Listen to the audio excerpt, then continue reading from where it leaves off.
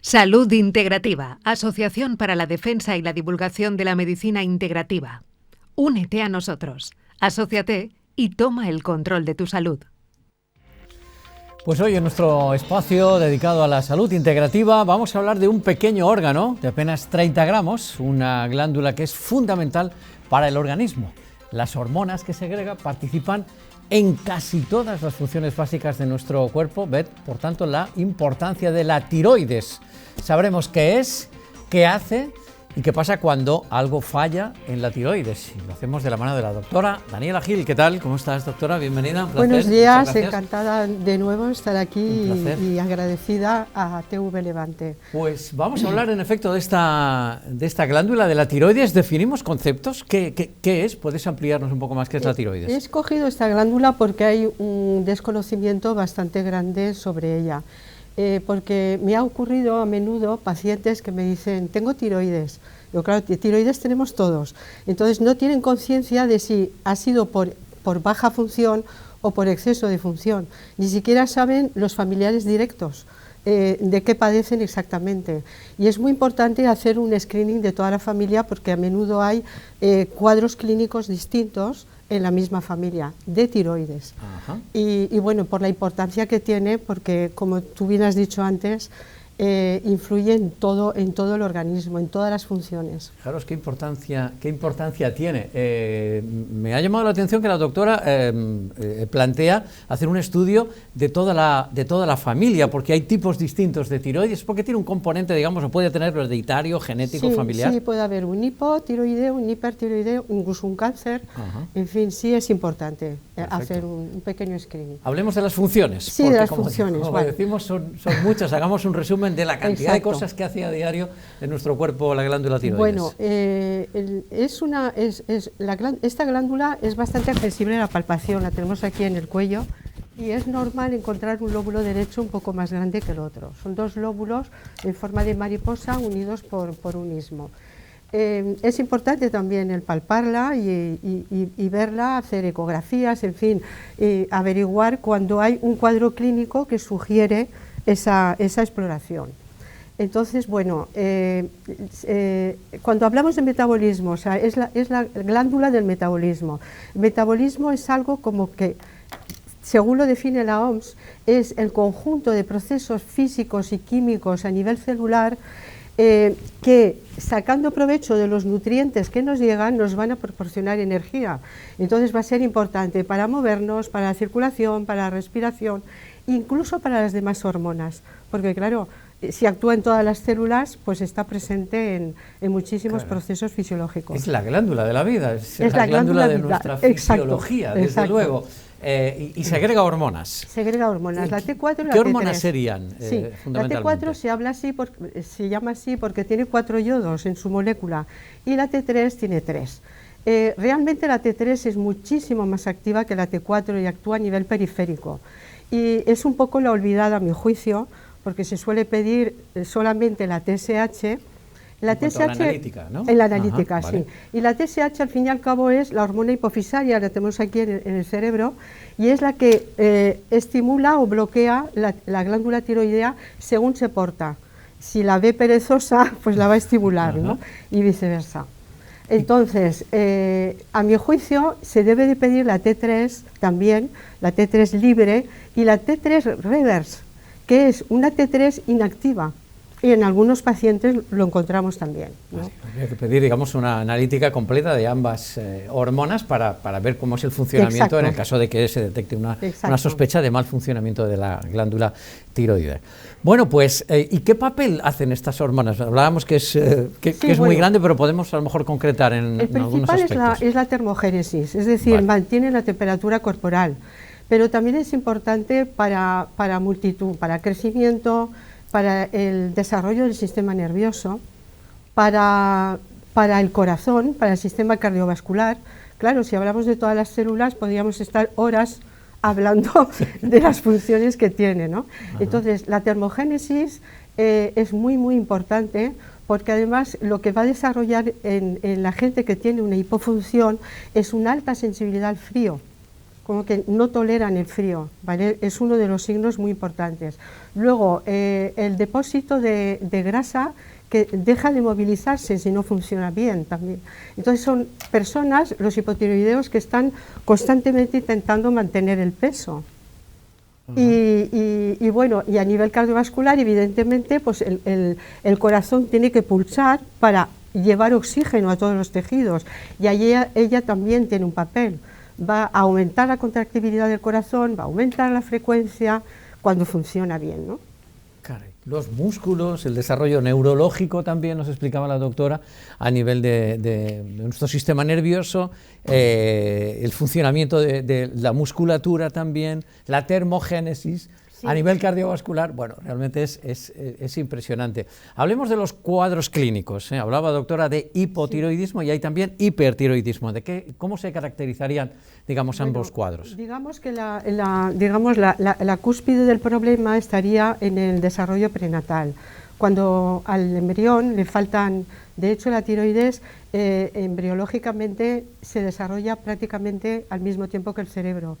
O sea, es muy importante para el desarrollo cerebral, y ha habido casos pues, de retraso mental por falta de hormonas por parte de la madre e incluso del propio tiroides del embrión, ¿vale? Entonces, bueno, está el caso del cretinismo, el cretinismo de los Alpes, que creo que fue a final del siglo XIX cuando se diagnosticó en los Alpes, en Francia. Y luego aquí en las Urdes también hemos tenido ese problema, pues porque son zonas montañosas, lejos del mar y de la posibilidad de, pues eso, de incorporar yodo, ¿no? Entonces, lo más importante, desde luego, para la glándula va a ser los dos ladrillos fundamentales, son la tirosina, no tiroxina, que es la hormona, sino con S, que es el aminoácido, que es muy importante, porque va a incorporar eso y yodo, o sea, son los dos ladrillos fundamentales. Luego hablaremos de más cosas, ¿no? De más elementos que también son importantes. ¿Qué cuadro va? Pues cuando hay hipotiroidismo hay una fatiga tremenda, hay una somnolencia diurna, el pelo está muy seco, aunque el bulbo piloso esté graso, el pelo está seco y con falta de brillo, las uñas quebradizas. Pero bueno, estos son estigmas poco importantes, ¿no? Lo importante es la inmensa fatiga que tienen estas personas, las pocas ganas de levantarse y de vivir, porque además tienden a la depresión por el tema del sistema nervioso que hablábamos, porque si desarrolla las conexiones interneuronales, si desarrolla la sinapsis, la mielinización, pues son gente que lo que llamamos bradilalia, ¿no? Que hablan muy despacio, pensando mucho, lentitud de pensamientos, tendencia a depresión. O sea, es un cuadro que es bastante sugestivo cuando ya está instaurado. Entonces, claro, en medicina integrativa intentamos que no desfallezca la glándula, porque podemos evitar esa evolución, ¿no? Y bueno, hay un tema también muy importante, y es que la T3, por ejemplo, hablábamos de la movilización de los depósitos grasos, ¿vale? Pues también moviliza el colesterol hacia las sales biliares, con lo cual el colesterol disminuye en sangre. Los hipotiroideos suelen tener el colesterol aumentado. ¿Y el hipertiroidismo qué cuadro nos daría? ¿Qué sintomatología tendría? Pues a veces esperamos que sea todo lo contrario, pero a veces no, porque hay signos entrecruzados. Pero desde luego se caracterizan por temblor, por nerviosismo, por agitación, por ser muy sensibles al estrés. Si ya de hecho la tiroides es muy sensible al estrés, pues podemos imaginar una hiperfunción lo que va a dar. Va a dar todavía mucho más estrés. Con el problema además que pues tiran de glándula suprarrenal, de adrenalina, y llega el agotamiento suprarrenal en estas personas. No duermen bien tampoco, o sea, ni los hipo ni los hiper, o sea, los dos pueden tener sueño asociados al mal funcionamiento de la glándula. Exacto, también. Cuando esta pila, porque es una pila, no funciona, pues parece que todo falla. Nos quedamos, ¿verdad?, sin energía. Exacto. Bueno, podemos hablar también, no sé si en casos más extremos, de que se pueda desarrollar algún tipo de cáncer vinculado con la glándula tiroidea. ¿Doctora? Sí, bueno, ha habido, desgraciadamente se ha visto en eventos tan dramáticos como Hiroshima y Nagasaki, pues se vio que el cáncer de tiroides aumentó muchísimo. Entonces, es verdad que la glándula pues no va a distinguir entre el yodo radiactivo y el yodo orgánico, el bueno, ¿no? Y entonces, bueno, se desarrolla cáncer por esa razón. Y es que la glándula es muy ávida de yodo y a veces también debemos de considerar, en la tabla de los elementos químicos tenemos donde están los halógenos, es el flúor, el cloro, el bromo y el yodo y el estato, son de una reactividad muy parecida. Entonces yo, a mi juicio, evito el flúor. No soy muy amiga del flúor si queremos preservar la tiroides, ni del cloro, cuidando también el tema del agua. O sea, es que en integrativa intentamos, solucionar un poco todo, ¿no? Medicina ponerlo 360 que se dice Exacto. ahora, holística, digamos, contemplando el funcionamiento de todos los elementos y cómo funciona el organismo, desde luego. ¿Podría afectar al sistema inmune de estas personas, tanto hiper como hipotiroidismo? Me gustaría también comentar algo que para mí, que soy hemotoxicóloga, es muy importante la acción sobre la matriz extracelular. Porque al fin y al cabo la matriz extracelular, que eso también los médicos integrativos lo tenemos muy en cuenta, es el compartimento entre la célula noble, digamos, y la sangre. Entonces nos preservan de múltiples problemas para que no llegue a la célula. Y el tiroides fundamentalmente actúa ahí, o sea, está limpiando desechos y aportando nutrientes para que lleguen a la célula. Y ahí es donde vemos la similitud entre los cuadros hipotiroideos y la fibromialgia. La fibromialgia, el síndrome de sensibilidad química, también se parecen mucho porque está fallando eso, está fallando el efecto también del tiroides sobre la matriz extracelular. Hablemos de recomendaciones, por tanto, prevenir antes que curar, en todo caso, soluciones desde luego hay, por supuesto, pero ¿qué recomendaciones en nuestra vida diaria, en nuestra dieta, en nuestros hábitos saludables podemos tener, doctora? Me he sacado el tema de la inmunidad, que es importante también, lo preguntaba. Sí, sugeríamos si había algún problema también, digamos, del sistema, del que podía afectar, digamos, el sistema inmune. Exacto, la autoinmunidad es muy frecuente. O sea, la famosa enfermedad de Hashimoto, la enfermedad de Graves, Basedon, puede afectar tanto a los receptores de la TSH en un caso de hipertiroidismo como en Hashimoto en un caso de hipo, ¿vale? Y ahí de nuevo en integrativa tenemos las herramientas porque de hecho hace muy poquito en prensa salió la correlación del Epstein-Barr de la mononucleosis infecciosa, lo que se llama la enfermedad del beso, ¿no? Es que tenía correlación, salió en prensa, con la esclerosis múltiple, que es otra enfermedad autoinmune. Tenemos muy claro que este virus tiene una correlación con el hipotiroidismo muy grande. Entonces, nosotros ahí sí que tenemos herramientas y medimos las serologías de esos virus lentos que se quedan con nosotros toda la vida y nos demandan un esfuerzo constante inmunológico hasta que aparece la autoinmunidad.